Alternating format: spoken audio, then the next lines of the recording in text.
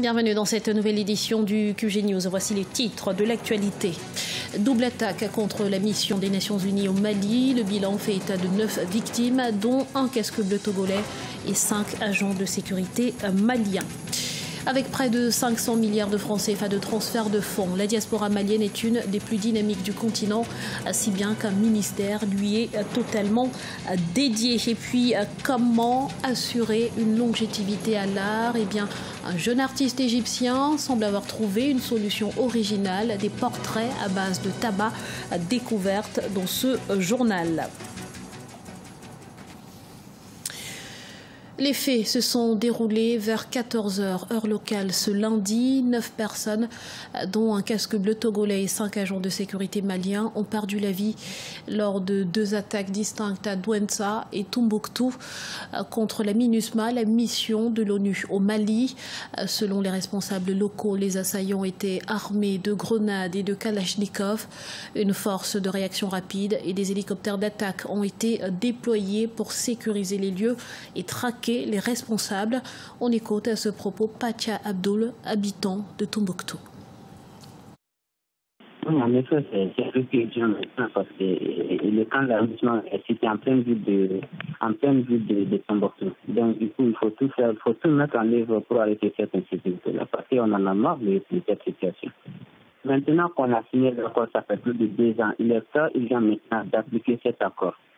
Okay. On dirait qu'on a envie de faire un pas en avant, 2 pas en arrière avec cet accord. D'abord, le MOC n'est pas opérationnel. Ensuite, il y a beaucoup d'autres qui ne sont même pas encore faits et qui devraient être faits depuis les 6 mois après la signature de cet accord. La ville, elle est un peu morte aujourd'hui, mais il y a des parties des Nations Unies qui suivent la ville à pied. Grace Mugabe était face à la police sud-africaine ce mardi. La première dame du Zimbabwe est soupçonnée d'avoir frappé 2 femmes le 13 août dans un hôtel de Johannesburg.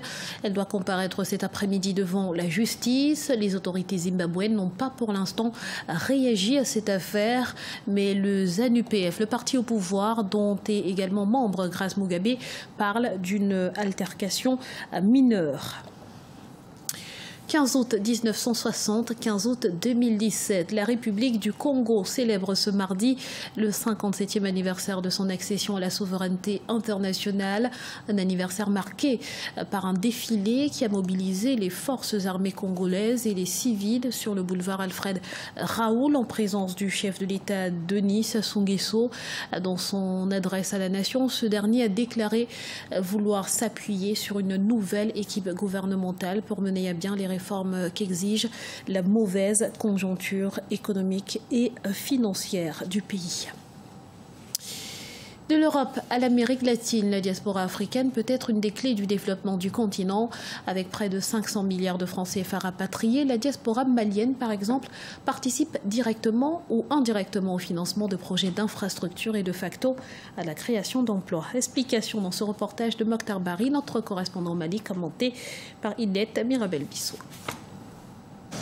La diaspora malienne est considérée comme l'une des diasporas les plus dynamiques du continent, avec des transactions estimées à 483 milliards de francs CFA envoyés vers le pays d'origine en 2016. La prévision pour 2017 se chiffre à 496 milliards de francs CFA. Le ministère des Maliens de l'extérieur, lors des concertations nationales sur des questions migratoires, avait défini 21 axes stratégiques, parmi lesquels le réinvestissement des fonds de la diaspora vers des investissements productifs, créateurs d'emplois, à travers des partenariats publics-privés. Bon an, mal an, il contribue à la stabilité des foyers par l'envoi des ressources financières.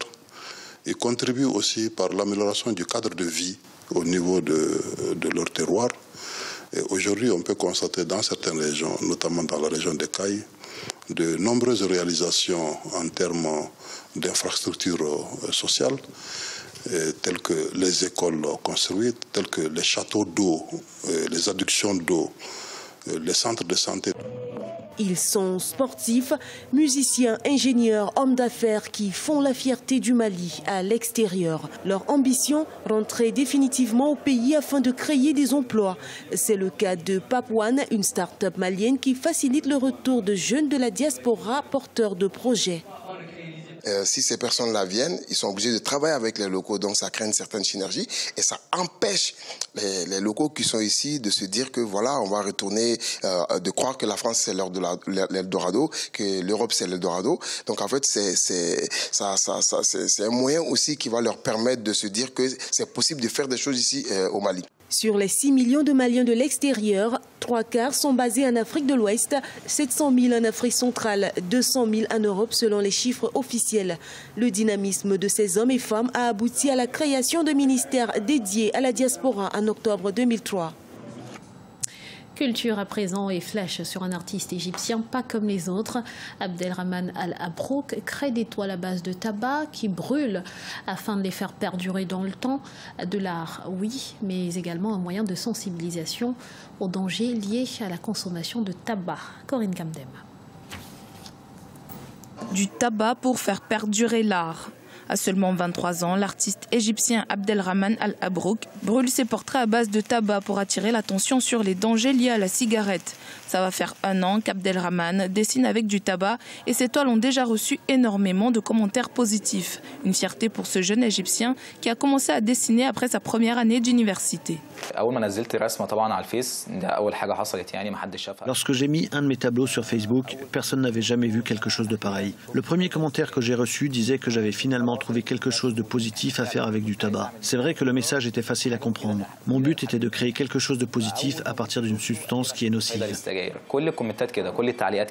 Abdelrahman se focalise essentiellement sur les portraits d'êtres humains ou d'animaux pour lesquels il explique avoir testé différentes matières comme les grains de café, le sel et le sable avant de découvrir que la meilleure façon de préserver ses créations était d'utiliser le tabac sous sa forme initiale. Mon but est d'assurer une longévité de l'art. Je suis vraiment hors de moi quand je travaille durement à la création d'un tableau en utilisant certains matériaux et que je dois ensuite le démanteler à la fin comme si je dessinais avec du sel. Mais comme je veux bien préserver mon œuvre artistique, je me suis dit que peut-être que si je brûle le tabac, ça aura un impact sur la texture de l'œuvre. Donc j'ai commencé à essayer ça. Je n'en ai pas encore la maîtrise totale, mais je m'améliore. Si Abdelrahman ne maîtrise pas encore totalement cette méthode, il compte bien améliorer sa technique. Il veut également apprendre à travailler avec des textures différentes et rêve de pouvoir exposer ses créations dans des galeries d'art.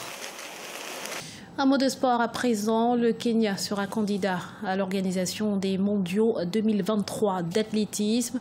Un plan de construction de 3 grands stades à Nairobi, Mombasa et Eldoret, ainsi que 7 autres plus petits dont d'autres parties du pays est annoncé en ce sens. L'État, qui est devenu la première nation africaine à remporter les championnats du monde à Pékin en 2015, espère ainsi devenir le premier hôte africain de ce grand rendez-vous international. Et c'est ainsi que s'achève ce journal. Nous vous remercions pour votre fidélité. Dans un instant, une nouvelle édition de l'actualité sur Africa 24.